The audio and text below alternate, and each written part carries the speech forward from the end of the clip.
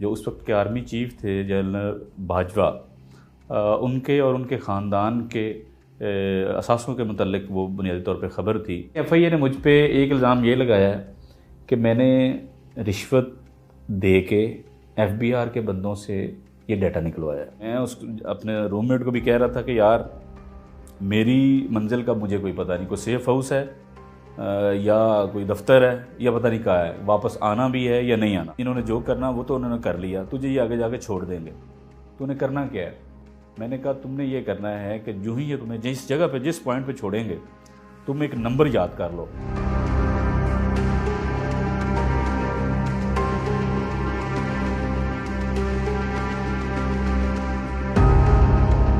नवंबर 2022 में, अगर मैं गलत नहीं हूँ तो 18 नवंबर को एक ख़बर छपी थी फैक्ट फोकस नामी एक वेबसाइट पे।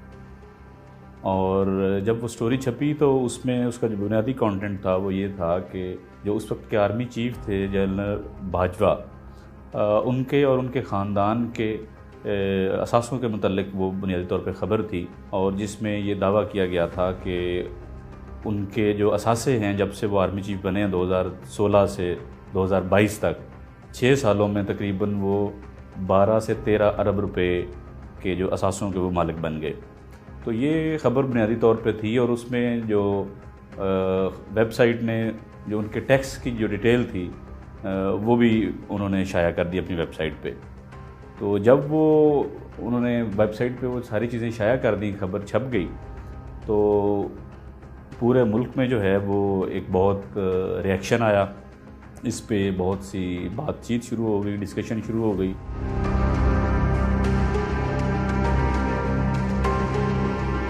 फौरी तौर पे वज़ीर ख़ज़ाना इसहाक़ डार उन्होंने एक क्रैकडाउन का ऑर्डर किया।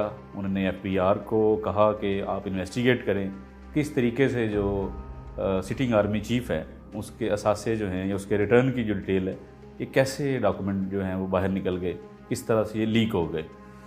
और उसके बाद फिर FBR ने जब क्रैकडाउन शुरू किया तो FBR ने मुख्तलिफ़ लोगों से पूछगिछ की, और करते कराते उन्होंने तकरीबन 18 इनिशली तो उन्होंने 18-20 लोगों को उठाया, FBR के लोगों को, उनको इस्लामाबाद लेके आए।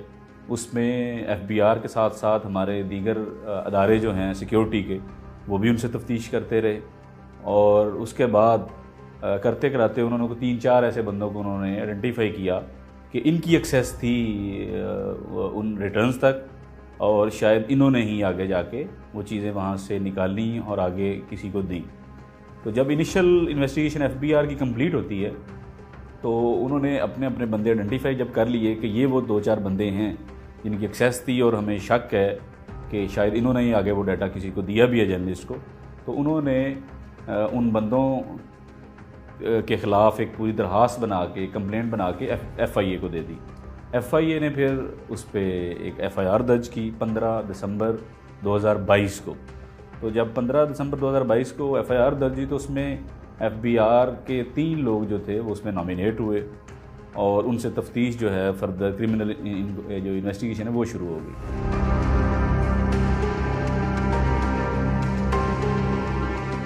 13 जनवरी 2023 को FIA ने मेरे घर पे लाहौर में छापा मारा। FIA के साथ उस वक्त कुछ सादा कपड़ों में भी एहलकार थे। 12 बजे के करीब इतनी ज़ोर से दरवाज़ा जो है वो तोड़ के वो अंदर आते हैं लोग, कुछ उसमें FIA के यूनिफॉर्म में थे, मुसल्ला थे, और धावा बोला उन्होंने, और मुझे आके कहते हैं कि जी आ जाएं, आपको हम लेने आए हैं। मैंने कहा भाई किस बात पे लेने आए हैं आप मुझे, मेरा कसूर क्या है, किस वारंट क्या है, मेरे ख़िलाफ़ चार्ज क्या है, किस केस में आप मुझे गिरफ़्तार करना चाह रहे हैं। उन्होंने कहा सारा कुछ आपको बताते हैं, आप आ जाएं, बस लाएं जी हैंडकफ। उनमें से एक आगे बढ़ा, उसने हथकड़ी जो है वो निकाली, और मैंने भी आगे हाथ बढ़ा दिए, फिर उन्होंने हथकड़ी लगा दी। और साथ में जो मेरा रूममेट था जवेद इकबाल, उसको भी कहा चल भाई तुम भी। मेरा मोबाइल उन्होंने पकड़ लिया, मेरा लैपटॉप उन्होंने अपनी कस्टडी में लिया, और मुझे ड्रैग करते हुए जो है वो नीचे सीढ़ियों से लेके आए। मुझे इवन पैसे तक जेब में नहीं डालने दिए उन्होंने। सर्दी थी मैंने उस वक्त चप्पल पहनी हुई थी, उसी चप्पल में वो जो है ड्रैग करते हुए नीचे ले आए। और जब मैं बाहर निकला गाड़ी में, जब मैं बिठाने लगे थे मुझे, मैं उस अपने रूममेट को भी कह रहा था कि यार मेरी मंजिल का मुझे कोई पता नहीं, कोई सेफ हाउस है या कोई दफ्तर है या पता नहीं कहाँ है, वापस आना भी है या नहीं आना। तो मैं उसको अब ये कह रहा हूँ, हमारी अब कानों में खुसर फुसर शुरू हो गई है, तो मैं उसको ये कह रहा हूँ कि यार तू ना इन्होंने जो करना वो तो उन्होंने कर लिया, तुझे ये आगे जाके छोड़ देंगे, तूने करना क्या है। मैंने कहा तुमने ये करना है कि जो ही ये तुम्हें जिस जगह पे जिस पॉइंट पे छोड़ेंगे तुम एक नंबर याद कर लो। यार वो नंबर था उमर चीमा का, जो सीनियर जर्नलिस्ट हैं, मेरे फॉर्मर कलीग भी रहे हैं, मेरे मेंटोर भी हैं, बल्कि एक ने मेरे राइट साइड पर बैठा हुआ था, उसने मुझे हैरानगी के आलम में पूछा भी, कहता है पंजाबी में वो बात कर रहा था, कितनी दफ़ा तो अज फड़िया ना, यानी हथकड़ी आपको कितनी बार लग रही है ये। तो मैंने कहा क्यों, तुम ये क्यों पूछ रहे हो। तो उसने कहा मैं ये इसलिए पूछ रहा हूँ कि आप घबराए नहीं हैं, आप परेशान नहीं हुए, पैनिक नहीं हुए। मैंने कहा यार मैंने घबराना पैनिक क्यों होना है, मैंने क्या किया है, मैंने कोई गलत काम किया है जो मैं घबराऊँ और पैनिक हूँ। फिर हम 4 साढ़े 4 बजे के करीब इस्लामाबाद आते हैं, और जब G13 के बाहर गाड़ी आके खड़ी होती है तो देन आई रियलाइज़ कि ये तो FIA का ऑफिस है, FIA जोनल इस्लामाबाद का ऑफिस है G13 में, क्योंकि मैं उस ऑफिस में कई दफ़ा पहले भी जा चुका हूँ। इवन वो लॉकअप जहाँ में इन्होंने बाद में मुझे बंद किया, उस लॉकअप में मैं कई दफ़ा पहले भी जा चुका हूँ, लोगों के इंटरव्यूज़ किए मुल्ज़मान के।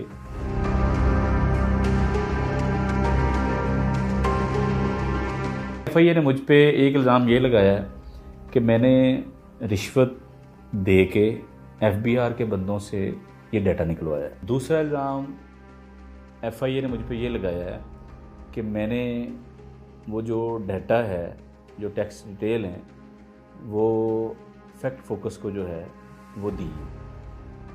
एक इन्होंने इल्ज़ाम मुझ पे ये भी लगाया है, सेक्शन 216 पी का भी लगा है मुझ पे, 109 PPC का लगा है, और PPC का 216 भी इन्होंने मुझ पे लगाया है कि मैंने ऑब्स्ट्रक्शन क्रिएट की है एक लॉफुल एक एक्ट में, यानी कि किसी कानूनी काम में मैंने रुकावट को डाली है। तो अब मैं ये जब इन्होंने FBR के लोगों को पकड़ा तो उनमें जो अरशद अली कुरैशी थे, इन्होंने कहा कि जी इसके साथ शाहिद का जो है वो उठना बैठना है। तो ज़ाहिर है जब उन्होंने कॉल डाटा निकाला होगा, कॉल डाटा रिकॉर्ड, तो उसमें तो पता चल गया होगा। और मैं इस बात को डिनाई भी नहीं करता, मैंने ना FIA को इस बात को डिनाई किया, ना मैं आज इस बात को डिनाई कर रहा हूँ, ना मैंने कोर्ट में इस बात को डिनाई किया कि मेरा उससे ताल्लुक़ नहीं है। भाई मेरा वो जानने वाला है, मेरा वो फैमिली मेम्बर है, उसके साथ ताल्लुक़ होने का क्या मतलब है, या एसोसिएशन होने का मतलब क्या है कि मैंने कोई क्राइम किया है, या अगर अरशद ने पता नहीं कुछ किया या नहीं किया तो मैं कहाँ बीच में पिक्चर में आ गया। FIA ने बुनियादी तौर पर ये लिंक ढूंढा है कि क्योंकि अरशद के साथ इसका लेना देना है और अरशद FBR का है, और बाकी लोग कह रहे हैं कि हमने सारा डाटा मैनेज करके अरशद को दिया, तो अरशद का आगे शाहिद से ताल्लुक़ निकल रहा है। तो बस वो शाहिद ही मेन कड़ी है जो फैक्ट फोकस में और FBR को लिंक करती है।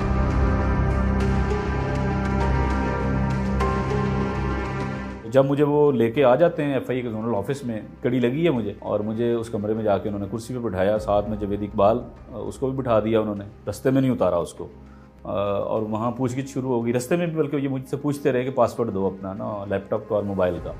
और मैंने कहा पासवर्ड मैंने आपको नहीं देना। तो बार बार कहते रहे कि यार दे दो, अगर तुमने कुछ किया नहीं है, तुम कह रहे हो ना कि तुम्हारा कोई रोल ही नहीं है किसी मामले में, तो फिर तुम दे दो, हम वेरीफाई कर लेते हैं तो हम छोड़ देंगे। मैंने कहा नहीं, बात यहाँ पे इस बात की नहीं है कि मैं इसमें बेगुनाह हूँ या कसूरवार हूँ, बात है मेरे सोर्स की प्रोटेक्शन की। वो मैं किसी सूरत भी जो है ये आपको एक्सेस नहीं दूंगा, ताकि आपकी वजह से बहुत से मेरे जो सोर्सेज हैं उनकी ज़िंदगियाँ ख़तरे में पड़े, उनकी नौकरियाँ ख़तरे में पड़ें, क्योंकि मैं एक ही टाइम पे एक जर्नलिस्ट जो है बहुत सी स्टोरीज़ पे काम कर रहा होता है और हम बड़ी सेंसिटिव नेचर के मामला पर रिपोर्टिंग कर रहे होते हैं। तो इस पर उनको काफ़ी गुस्सा भी आया, और एक टाइम ये भी आया कि उन्होंने कहा कि अच्छा तुमने पासवर्ड नहीं शेयर करने, खड़े हो जाओ तुम। अब पंजाबी में शुरू हो गया, बदतमीज़ी वाला एलिमेंट शुरू हो गया। मैंने वो जैकेट सी पहनी हुई थी सर्दी से बचने के लिए, वो जैकेट में वो कहते जैकेट उतार दे, मैंने जैकेट उतार दी, कहते कुर्सी बन जा। अब मुझे क्योंकि क्राइम कवर करता रहा हूँ अब काफ़ी सालों से, तो कुर्सी बनने का थोड़ा आइडिया तो था कि कुर्सी बनना मतलब क्या अब सीन है, मुझे अब अंदाज़ा हो रहा था कि क्या सीन शुरू होने जा रहा है। तो लेकिन कभी कुर्सी बने नहीं है, उस तरह का लाइव चीज़ तो कभी देखी नहीं है, उस सिचुएशन में कभी ज़िंदगी में गुजरे नहीं। तो लेकिन उन्होंने कुर्सी बनवाया मुझे, मेरा तफ्तीशी है इस केस का, उसी कमरे में मुझे कुर्सी बनाया, काफ़ी देर मुझे कुर्सी बनाया गया ज़बरदस्ती। फिर उसके बाद मुझे कहा गया कि अब ना दीवार की तरफ मुंह कर ले और हाथ ऊपर कर दो। तो वो काफ़ी देर तक ये सीन भी चलता रहा। तो अब जवेद इकबाल जो मेरा रूममेट था जिसको साथ लेके आए थे पकड़ के, वो सारा ये मंजर देख रहा है। जब इन्होंने रियलाइज़ किया कि ये तो इसके सामने सारा कुछ हो रहा है, ये आई विटनेस बन सकता है, तो उन्होंने इसको किया कि तू उसको उठा के दूसरे कमरे में ले गए, तो तुम्हारी स्टेटमेंट हम दूसरे कमरे में लेते हैं, तुम आ जाओ उठ के। तो वो उसको उठा के उधर ले गए। अब उसको भी यही था कि उसको अब फैंटी चढ़ने लगी है, और मुझे भी था कि अब ये कुटने लगे हैं मुझे। इससे पहले कि वो पहल करते, मैंने उनको कहा, मैंने कहा उन तीनों को, मैंने कहा कि उठ जाओ, आप ना ऐसा करो, तीनों उठ के ना मुझे फेंटा लगाओ, मेरी ना हड्डियाँ तोड़ो, आप मुझे जितना मार सकते हो तुम मारो, लेकिन एक बात याद रखो कि मैं तुम लोगों को अपने पासवर्ड जो हैं फ़ोन और लैपटॉप के वो किसी सूरत नहीं दूंगा, कम वक्त में ये नहीं होगा। तो दूसरा साथ मैंने उनको ये भी कहा, मैंने कहा एक और भी मेरी आवाज़ याद रखनी है आपने, कि आप लोगों ने अगर मुझे हाथ भी लगाया तो मैं यहाँ भी शोर डालूंगा, और मैं कल कोर्ट में भी जाऊँगा, वहाँ पे भी ये रौला डालूंगा, और मैं ये बात ये नहीं है कि कोई आपसे डर जाऊँगा, घबरा जाऊँगा, बल्कि मैं ये चीखो पुकार यहाँ भी और वहाँ भी करूँ, जाके कोर्ट के सामने भी। तो पता नहीं इस बात से वो शायद थोड़ा डर गए या पता नहीं क्या है उनके जहन में ऐसी बात है, क्योंकि मेरी तो उनकी तरफ कमर थी, मैं नहीं देख रहा था उनके क्या इशारे। बात उन्होंने कोई अल्फाज नहीं अदा किए, लेकिन इशारों के नाम में शायद उन्होंने आपस में तय किया कि नहीं इसको हाथ नहीं लगाना, वो पीछे हट गए थे। तो इस तरीके से ये शाम ढली। फिर मुझे इन्होंने को 8, 9, 10 बजे लॉकअप में बंद कर दिया। इसके बाद मुझे ज़ाहिर है फिर हफ्ते को कोर्ट में ले गए हैं, वहाँ जाके इन्होंने रिमांड लिया 2 दिन का, और उसके बाद मैं दोबारा जो है वो इनके कस्टडी में आ गया। और उसके बाद फिर FIA ने सख्ती नहीं मेरे साथ की। शाम हो चुकी थी तो अडयाला वालों ने कैदियों को लेने की जो उनकी टाइमिंग है शायद वो ख़त्म हो चुकी थी, तो इन्होंने कहा मुझे एक रात फिर और FIA के पास ही मैं रुका, जुडिशल होने के बाद भी। एक रात FIA में और गुजरी, और नेक्स्ट डे यानी मंगल को जो मुझे अडयाला जेल लेके गई है। Thank you for watching the full video. We have noticed that most of you haven't subscribed to our YouTube channel, so we encourage you to hit the bell icon and subscribe to our YouTube channel.